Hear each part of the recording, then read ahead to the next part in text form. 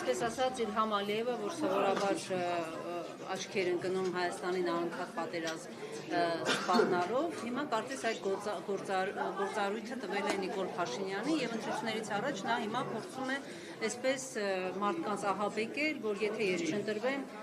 պատերազմը կլինի, ինչպես է սա մեկնաբանում, սա բնակչությանը վախեցնելու համար է։ Ինձ հետաքրքիր է, եթե Նիկոլ Փաշինյանը օրով ու ամսաթվով գիտի Հայաստանի վրա երբ է պատերազմ լինելու, ոնց է խոսում խաղաղության դարաշրջանից։ Այդ երկուսը իրար չեն հակասում, եւ եթե Նիկոլ Փաշինյանը Հայաստանում իշխանություն փոխվելը պայմանավորում է պատերազմ լինելը, ոնց կարող է խոսել խաղաղության դարաշրջանի մասին։ Դա խոստովանություն է, որ իր բերած խաղաղության օրակարգը մի անգամ, այսինքն չկա, ոչ թե կեղծ է, այլ չկա է։ Իսկ ինչ վերաբերում է այդ հայտարարություններին, այո, Նիկոլ Փաշինյանը Հայաստանի առաջին ղեկավարն է, ով շանտաժի է ենթարկում հայ հանրությանը պատերազմով, դա այլևս Ալիևը չի անում, դա անում է Փաշինյանը, բայց որպեսզի պատասխանը պարզ լինի,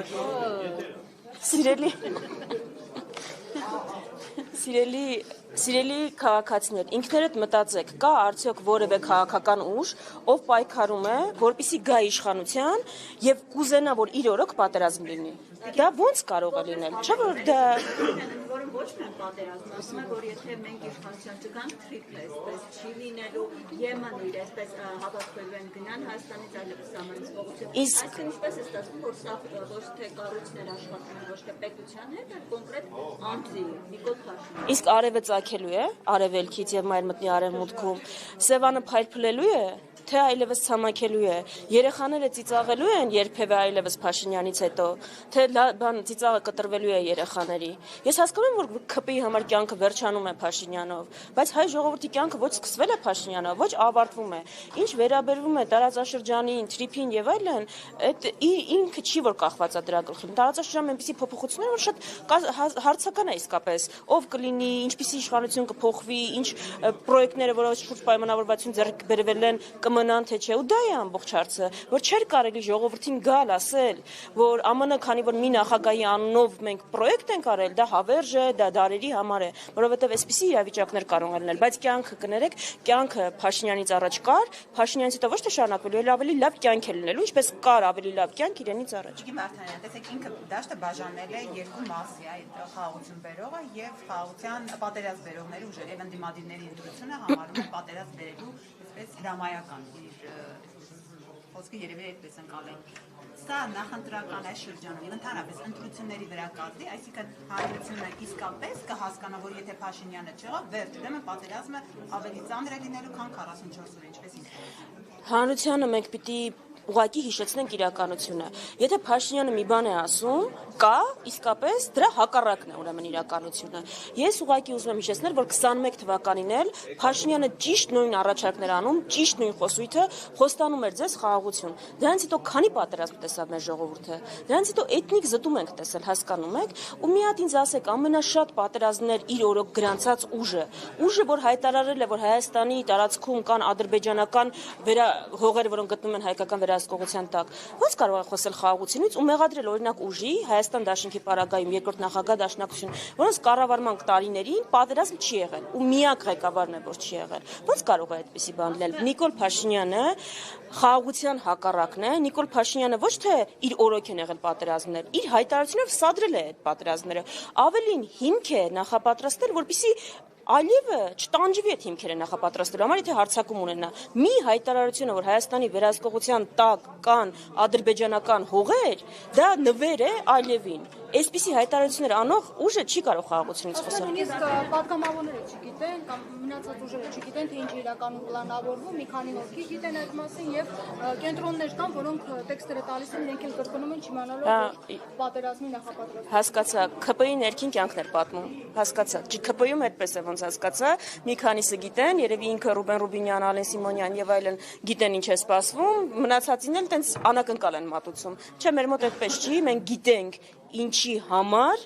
ենք պայքարում եւ գիտենք յուրաքանչյուր մեր հայտարարության արժեքը ու զգում ենք պատասխանատվություն, դրա համար ընտրում ենք բառերը, չնայած ընդդիմություն ենք ու ավելի երկար ենք ընտրում, քան իշխանությունը, ով ներվային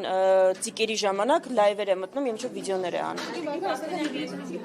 Իշխանությունները անդադար անգամ ազգային ժողովի նախագահ Նիկոլ Փաշինյանը ասում է, որ Հայաստան դաշինքը հիմա անգամ խորհրդարան մտնելու խնդիր ունի։ Ինչպես են խոսում հաղթանակի կամ այնքան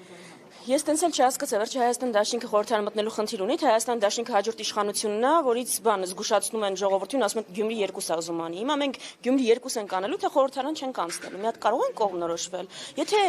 Հայաստան դաշինքը խորհրդարան չի անցնում, 90% ինչ են նվիրում մեզ։ Եթե քաղաքական դիակներ ենք, չգիտեմ, ուժ չունեցող ենք, այդ հայտարարությունը 90% ինչու է վերաբերում մեզ։ Լավ, քաղաքական դիակների մասին այդքան խոսում են, ի վերջո, այս ուժը, որը հայտարարում 70% ունի, ինչի՞ց է վախենում։ 70% ունեցող ուժը որևէ սցենարից կվախենա, ո՞ց կարա ուժ ունենա 70% ու վախենա Գյումրի 2 սցենարից։ Իսկ կարող է իրենք խնդիրներ ունեն։ Իսկ կարող է իրենք տեսնում են, որ չեն կարողանում իշխանություն ձևավորել ու դրանով են պայմանավորված այս քայլերը։ Իրենք հիմա արդեն իրանց նախընտրական պլատֆորմը անցել են մեր նախընտրական պլատֆորմի կատարմանը։ Այն ծրագրերը, օրինակ օրենսդրական, որ բերել ենք ազգային ժողով, իրենք համոզել են, որ դա պետք չի անել, հիմա խոստանում են, որ կանեն, օրինակ թոշակների ինդեքսավորումը։ Եվ արդեն ամերիկյան հետախուզության ծառայության գաղտնազերծումը, որ ըստ էության ամերիկացիներն են ասում, որ սահմանադրության փոփոխությունը Ալիևի պահանջն է եւ ասում են, որ ամեն դեպքում, եթե հանրաքվե լինի, շատ խնդիրներ են լինելու, այսինքն ակնարկում են, որ այն չի անցնելու։ Ըստ էության ամերիկացիք արդեն արձանագրում են, որ դա Ալիևի պահանջն է եւ Սևով սպիտակի վրա սա այլևս Հայաստանում ընդդիմությունը չի ասում, այսինքն ամբողջ աշխարհը ասում է, որ Ալիևն է պահանջում սահմանադրություն փոխել։ Ես այստեղ մի հատ կարևորագույն բան եմ ուզում ասել։ Ադրբեջանի սահմանադրության մեջ կան տարածքային պահանջներ Հայաստանի նկատմամբ։ Եթե Հայաստանի դիվանագիտական կորպուսը կենտրոնացած լիներ չեզոքացնելու ադրբեջանական պահանջները ու չուզենար հասնել այնտեղ, որ մենք Ադրբեջանի պահանջով սահմանադրություն փոխեինք, ուղղակի բանակցային սեղանին պետք է հարցը բարձրաձայներ եւ ասեր, որ երկու կողմերում եթե խնդրահարույց անգամ բաներ կան, այդ պահանջները ուղղակի դեկլարատիվ են, արտահայտված են հռչակագրում, կարող են այդպես էլ մնալ սահմանադրությունում եւ այդպես էլ մնալ, որևէ փոփոխություն չկա։ Եթե իրենք տեսնում են խնդրահարույց, նույն չափ խնդրահարույց է նաև Ադրբեջանին ու այդ դեպքում Ադրբեջանն էլ պիտի փոփոխի։ Բայց քանի որ իրենք նպատակ չեն ունեցել չեզոքացնել այդ պահանջը, իրենք չեն բարձրաձայնել այդ հարցը։ Հիմա հասել է այնտեղ, որ Ադրբեջանը որևէ քննարկում չունի սահմանադրություն փոխելու մասին, մեզնից պահանջում է սահմանադրություն փոխել ու դա ֆիքսում է ԱՄՆ հետախուզական ծառայությունը եւ այո, բնականաբար դա խնդրահարույց է, որտեղ խոշորաշվ 700,000 մարդ շուրջ պիտի գնա եւ այո ասի Ալիևի սահմանադրությանը։ Եթե Նիկոլ Փաշինյանը այս ընտրությունները վերածում է սահմանադրական հանրաքվեի, Ալիևի սահմանադրությանը այո կամ ոչ ասելու, ուրեմն մենք պիտի ընդունենք այդ մարտահրավերները ու այո, ասենք, որ հունիսի 7-ի ընտրությունները Ալիևի սահմանադրությանը այո կամ ոչ ասելու ընտրություններ են։ Ու ոչ է պետք ասել բնականաբար։ Շնորհակալություն։